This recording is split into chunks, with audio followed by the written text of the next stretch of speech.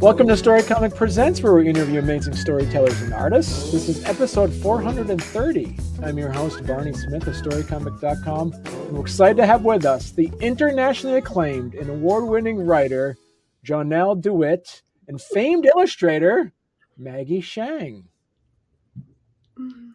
How's it going? It's going good. I just got an upgrade.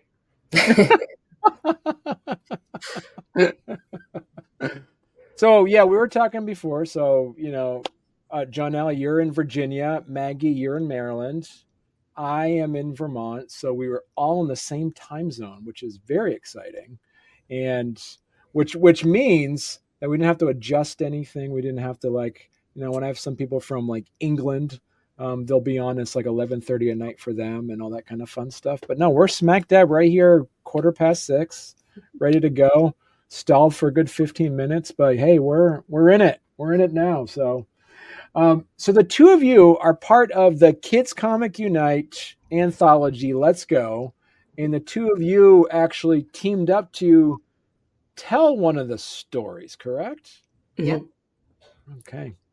And so, Johnell, you're the writer of it, and then Maggie, you were the illustrator of the story, correct? All right. So talk to us a little bit. What's the story about? Maggie? Well, I guess it was originally one of Janelle's ideas. I believe it was an old children's book manuscript you had worked on. It's so interesting to see how it's evolved, because the original idea is totally different than where we took it. Because Maggie and I kind of teamed up in a really serendipitous way. I had a story idea that I was throwing around, finding an illustrator for that had space whales in it. And I had talked to Jade about my story, and Maggie, another one of the anthology contributors, and Maggie and Jade are friends. And so Jade had mentioned it to Maggie, and she reached out to me and she said, "Hey, are you still looking for an illustrator for your star whale story? WELL." And I'm like, well, I've already found someone. And then I thought for a minute, but do you want to collaborate on something else?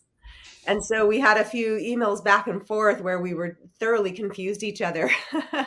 And she was thinking that I still had this star whale story. And I was like, oh no, it's totally it. And it was about space whales. And that's not even the title of the story that I'm collaborating with Cesar, who's doing the space whale story. So I tossed some ideas at her of ideas that I had, old picture book ideas that I thought we could do something with. And there was this one idea that I'm developing into a graphic novel as well. But there was this little nugget of the idea that appealed to Maggie.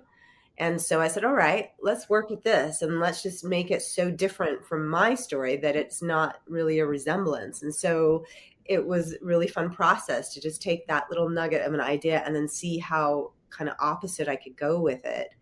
And then also looking at Maggie's art, which is just whimsical and beautiful and fantastical. I wanted to really lean into that so that she could just really shine and just, have that be so much a part of her story as well. So her art really inspired how I started to sort of process the story as well, which was really fun for me. I think definitely that initial miscommunication and just kind of the serendipity of wanting to work with each other and like making it work. But I remember Johnell specifically pitched it to me it's the Polar Express meets Hayao Miyazaki. And I mean, that just sounded so amazing. And I love dealing with whimsical worlds and stories. So from there, we just really got into the kind of world we were imagining and what we wanted to include. And graphic noveling, sometimes it can be very solo. You literally, at least for me, it's I think of the idea, I like find my spot and I just work. And it was the first time I felt like I had a collaborator where we just got to talk about the idea. And it was like, it was so fun. And just also like the amount of ideas we were thinking of, it was just like one after the other. We just had so many that it was honestly really hard to just like pick a few to go forward with and to incorporate into the story. But yeah, just having a partner has been like so fun and has made it all a lot more enjoyable. On how much freedom, Johnell, do you give Maggie to illustrate your story, and how much do you kind of have some say, oh, this is how I kind of imagined it to look like, and how does that back and forth go with the two of you? Oh, that's a great question. So was a really different kind of setup. I think Maggie will say too, because I didn't walk in with any script in mind. I just approached her with, what idea are you interested in? And then I'll try to come up with a script. And so, she picked the idea that she liked the most. And then I'm like, okay. And then I look at her art and I'm trying to see kind of where it will take me. And then I just started to develop a story that I thought would fit in 8 pages. And and then, we would sort of bounce that off of each other with her art and then the story to see how they would fit together and see if the pacing for both of them would work. And we ended up making a lot of changes along the way just to get that down to that vexing 8 pages. So in that respect, it was very different. It was very much a collaboration. Like, we were working together to develop the story. With my other story, I had a script that I, gave to Cesar, even though we worked out the details for the script before. And then once he had the script, then he kind of went with it. But Maggie and I were very much back and forth, working, on the script and then the art and then putting it together, seeing how it fit, and then making changes to both as we needed to. A little unusual. For both of you, what is your favorite part of the creative process when working in a children's comic? I definitely like the initial idea stage because everything just feels so new and exciting and you're really amped about this thing you're creating and this story. But I will say from a visual standpoint, I adore coloring. I love coloring so much and it's like very much like an extension of like a literary tool I use. And I just love using it to like push story forward and all that. It's beautiful.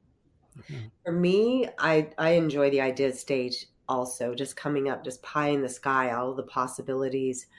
And then scripting for me, since I'm not an illustrator, I know that I'm enjoying the story, enjoying the process when, as I'm writing it, I can visualize it in my own mind. Like I can see the pictures as I'm writing it down, and that's really exciting for me. That's as close as I get to illustrating, is being able to visualize the pictures in my head as I'm writing these stories. And that's really fun for me.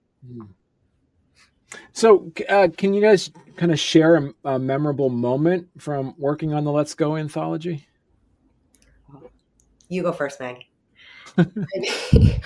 I feel like it's really hard to just pick one, but I think like towards the end where like the deadlines were coming into play and we really had to like turn a lot of this action into like final stuff. I think just like like that like countdown part was definitely memorable. And I remember Johnell was so like kind about just letting me like do whatever I needed with the art to like get it to that done point. And yeah, I'm just so appreciative of that. And just those final moments, definitely, maybe all the stress is like what makes it so memorable. But yes, definitely a part I won't forget. Yeah. So I'm also on the marketing committee with Patrick. And so I've been involved in that, in some of the setup to get everything going. And so I would say that's one of a memorable point, is just seeing how much it takes to bring everything together from all of these different creators, and how you can pull something off that seems completely insurmountable. I mean, when we started over a year ago with this idea and this project, it seemed so big, but then everybody just working together and bringing their expertise together, we basically turned our little group into a publishing house with everybody providing their talents and skills so that we can self-publish this creation that's been through a huge vetting process and all of the effort and oversight that not, I would say, exactly like traditional publishing, but a lot of care going into it that would be a little more similar to traditional publishing than maybe you would find in maybe a typical self-published book where you only have one or two people that are doing it. But this group, this anthology, all of us together has synergistically, it's created, I think, a much better and stronger product for all of us. It's really Okay. So how do you think this anthology stands out from other children's comic collections? At least for us, like the actual community that's behind it and like the people who we've been able to work with to get it to where it needs to be, certainly I think puts it in like a separate category. But honestly, this is like the first anthology that I've been able to be a part of. So I definitely like think a lot of this has just been one giant learning curve for me as well. Yeah. So the theme of our anthology is a journey. It's based on a journey. It's kind of on the quote by Tim Cahill, and I hope I get it right. A journey is measured in friends, not miles, something like that. And so each of us created a story about some childlike protagonist going on a journey and meeting a friend or some type of fantastical creature. And there are 28 different stories. And every story is unique, even though there are some that are overlapping, with ideas or themes. And the art styles are all unique and all beautiful and incredible.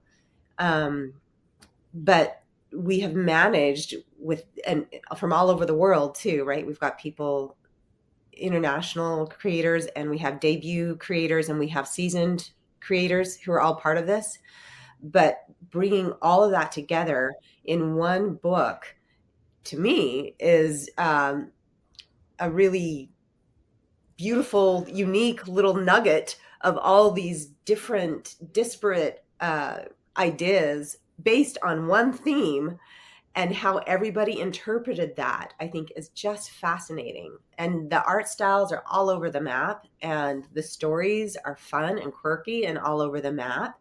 And it's so fun to see how everybody interpreted that theme and what they did with it. And I love it. Well, hey there. If you're enjoying our podcast, don't forget to subscribe on YouTube or leave us a 5-star review on your favorite podcast platform. Your support means the world to us and helps us keep this show going.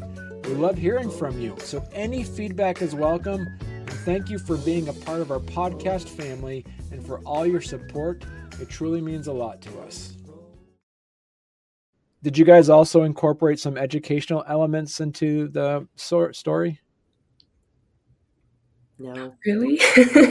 Ours is purely whimsical and fantastical. It's just this little mystery. It's just a little Miyazaki.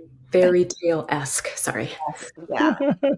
But there are other stories in the anthology that do have educational elements. That's what makes it so fun, is that you can go from our little, whimsical, mystical journey.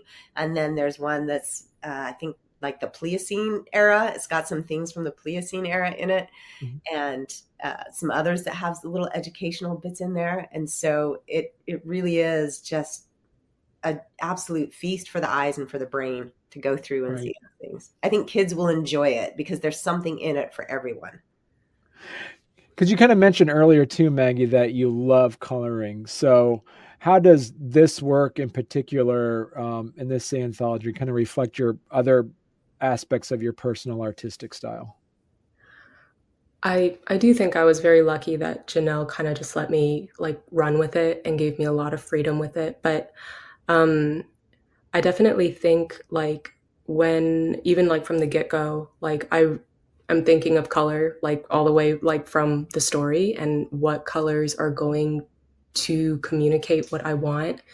But I actually, because this had to be CYMK, because we are printing it, Right. so I had to use some programs that I've never used before, and it definitely made me be even more like critical. I think that's the word I want, critical of like the colors that I chose, because I'm already like using and doing stuff that is outside my comfort zone. So I wanted to be very intentional with like the colors that we had. And I think because it was also really, like Johnell said, like it's a bit like it's very like mysterious and whimsical. It's a little spooky. So it just felt like a story that really needed that like narrative drive as well. And so I definitely think color helped bring that story there and like bring that emotion and like bring the tension that we wanted at the right moments. But honestly, like if I could even just be a colorist on a story, like that would be a dream come true. Because it's very much how I think of story visually, is it starts with color. Hmm. And so Janelle, then kind of a similar question. How does your storytelling in this the anthology for, both of them draw on your previous writing experiences? Well, I think I have kind of an eclectic taste in stories. I love fantastical stories. I love sci-fi. I love historical fiction. So I've been working on a historical fiction novel for a while that takes a little bit of research. And I've got this idea that Maggie and I spun Runaway Train out of.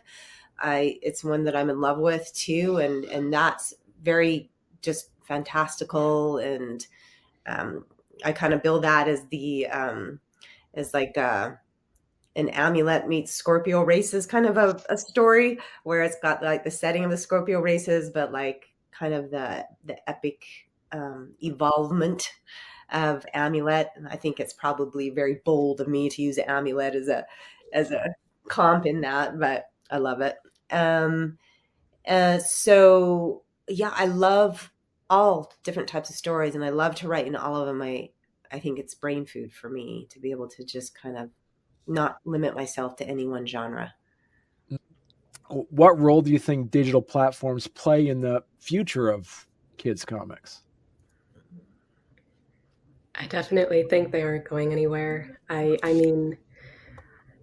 don't think it's necessarily a full substitution for in-person events, because I mean, getting to meet Janelle in person like definitely makes me feel like I just get to know her a little bit better in a way that you don't necessarily get with online stuff. But it's also just allowed me to meet people who have the same goals as me. They're in the same spot. And so just having that camaraderie, even if it isn't in person, is still so worth it. And like you also just the things you learn too, because you have those connections. But I think we're also very lucky that there's a lot of KCU people just by happenstance that are in our area. So there are a lot of like chances to have that in person like meetup where you actually get to meet the people whose profile pictures you see every day. Well, I would love to meet up with Cesar at some point because he's in France. Um, but yeah, I mean, it's allowed us to be able to bring creators from all over the world together to work on that, which has been exciting. And I'm going to put in a plug, if you don't mind, for Kidlit GN for our pitch event, because that's all digital and it wouldn't be possible without that. So we have a pitch event every October. It opens on the first Wednesday for viewing, the first Wednesday of October. Prior to that, people can load up their pitches, and we're at kidlitgn.com. And without this sort of digital platform, it wouldn't have been possible to be able to pull something off like this. And there have been people who have found their agents and editors through the event. So it's really opened up the opportunity for people to find each other. And that you couldn't really do in another way, at least globally. I mean, you can, like, in conferences and local things like that. But globally, it's been amazing for a lot of people who don't necessarily have those opportunities to go to these in-person events or to Hmm. be in a place where they can meet up with people in the industry. So I'm a fan. And so I'm also curious too. Is that as it working in kids comics, uh, it has to be very visual and very imaginative. So there's equal footing for the writing aspect to it and also the illustration aspect to it. How much, Johnell, did you have to sacrifice words to make sure there's enough space for the pictures? And was there any redundancy where there was a description that was actually in it that the two of you said, well, I don't have to say this because you can draw this. So how did that go? Oh yeah, totally.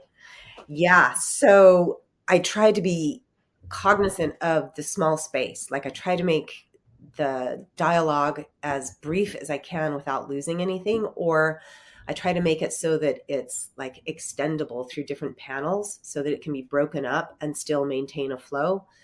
Um, Initially, we had sort of this narration caption going on. And then one of the feedback sessions we got from one of the design team, no, the publishing team, one of the editors from the PubCom committee, they said, I'm not sure you need those captions. So I went back and I looked through it and I'm like, okay, let's take these out and let's see. And so we took those out and that freed Maggie up to be able to have more space on the panel, to be able to do a little bit more with the art and freed up the pacing a little bit for the art to take over. And I would say that's one of the things, and Maggie can talk about this, that we learned is that the pacing of the art and the story have to both be there. And we were finding that you had to sacrifice one or the other. So, but I'll let Maggie fill that in. Definitely agreeing with you on that like I feel like something would like just sound so perfect written, and then when you try to draw it, it like all of a sudden didn't work. And so like realizing sometimes like the pacing wasn't directly translatable, like sometimes it would sound great or look great and then it wouldn't work vice versa. So I think that was definitely, and this is like the first time like we've had a partnership like this, so like just being willing to just work with each other on like, hey, this isn't working, let's revisit this, like, hey, this isn't working on my side. And like I said, Johnell was just so nice about me going like, I can't fit this, like I'm nixing it. And she was just like okay. And because I know sometimes it's like you get so protective over like your creations that sometimes being that like decisive is really difficult. And I think we were both pretty like open to like, we need to make this work. So what has to happen to make this work? How do you describe to somebody who is very familiar with children's books, because children's books have been around for almost a century, if you think about it? Like they're saying, what is the difference between a kid's comic and a children's book? Ooh, I can definitely speak from like the visual side because I started off doing children's book illustration like exclusively before like realizing my stories that I wanted to make were more like suited for graphic novels, and that was the feedback I was getting. So I took all my children's book knowledge and just kind of tried to slap it onto graphic novel and learned really quickly that that's not going to work. Like I feel like children's book there's like it's all about texture and like you get an entire like giant spread to do like one scene, and like the pacing and the paneling and like the angles that add to the story, like you just have so much more to think of when it comes to graphic novel. And it's like you're literally drawing a movie versus like, and that can be like 300 pages versus like a 32 book. And like it is, you think it's going to be like I can draw, like I have all this experience, like surely it's going to just be like riding a different bike or something. But it was such like a shift in perspective and like how you view story visually that I definitely think like just the more I do it, the more it's like gets more comfortable, but it definitely was a transition. So I very similar to Maggie. I love picture books. They are my first kidlit love. I absolutely adore them. And so I started off trying to write picture books, and my stories were too big and too old for picture books. And so that it was a natural fit for me to try to transition to writing graphic novels. The difference, I think, like Maggie was saying, in picture books, the art could be very immersive. you can just sit there and you can stare at a panel and you can pick things out and really kind of lose yourself in the art as well. But in a graphic novel, the art has to be moving the story forward. And you know, the words also have to be part of that as well. Like in a children's picture book, the script can tell a lot more of the story that's going on than necessarily in a graphic novel, because you have to be so spare with those words. You don't have like that big paragraph at the bottom. So you have to be really mindful of the words that you're using, which is true in a picture book, but just in a different way. And then how to design the words and the script so that it will fit in those small spaces and also carry forward the idea across the panels and sometimes even across a page and still make sense. As you all are well aware of, the internet is forever. So if somebody is watching this interview in 5 years from now and they're like, this sounds like an amazing anthology, and that's a 5-year-old video, how am I ever going to get my hands on Let's Go, the first kids comic anthology? Johnell, you're in the marketing department for this anthology. Where's someone going to get this book in 5 years? So you need to go to our landing page, because that will be updated. And I've got that link if you want it. So the landing page has information that will add our Kickstarter campaign that's coming up April 2nd on Kickstarter. I think we'll be doing a little bit of a pre-launch lead up to that. But that will also be hitting our landing page. Also on the landing page, you can sign up for the newsletter, and the newsletter will keep people updated. I do believe we are trying to create a print on demand option, so that will be available for people in the future as well. So yeah, the landing page is the key here. That's where you can sign up for the newsletter. That's where you can find the updates and find all the exciting stuff when our Kickstarter hits in, what is it? In less than a month now. That's right. So they could go to kidscomic.unite.com and they'll be able to follow the links to there if someone's watching this 5 years from now. But Maggie, if people want to learn more about you, where's the best place they could go to? I have my website, which is maggieshang.com. This is considered like my professional portfolio where you can see some of my work. And I am also at Mag Shang on pretty much any social media platform. That's my handle. Perfect. And Johnell, you're at JohnellDeWitt.com? Right. Yeah. Okay. I'm just about the same on Blue Sky and the other socials as well. Okay. Perfect. Excellent.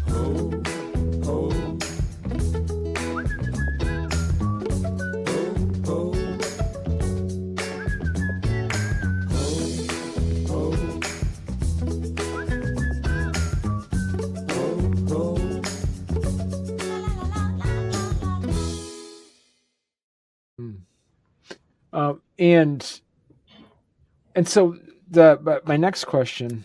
All right, let me pause that because it'll be like I was right on top of it the whole time. Wow, look at Barney go with all those great questions. He's not even taking a breath. That's amazing. I'm a middle child, so I have to compliment myself. No one else will.